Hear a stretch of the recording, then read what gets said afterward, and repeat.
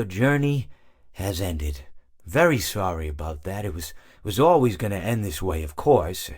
If it weren't by me, it would have just been by some other, terrible thing. Just, you could not imagine how terrible it would be.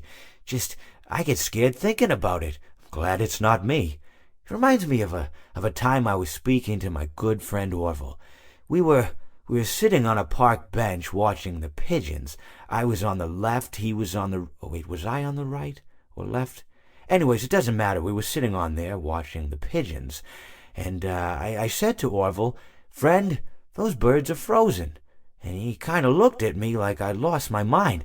But I reminded him that it was winter, and often birds will sit in a tree until they freeze. And then they sort of fall to the ground until the sun warms up and they can, move around again. So I said to Orville, "You might as well save those breadcrumbs until the birds thaw, because they can't very well enjoy them in the condition they're in."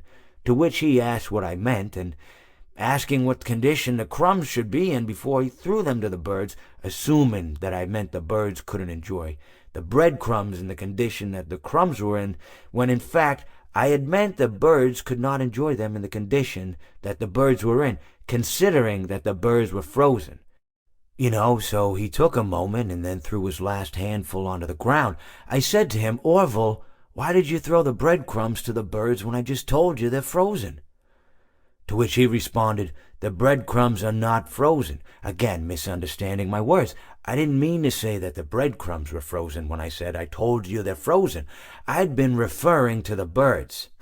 In hindsight, what I should have said was, and this would make perfect sense, "Why did you throw the breadcrumbs to the birds when the birds are frozen?"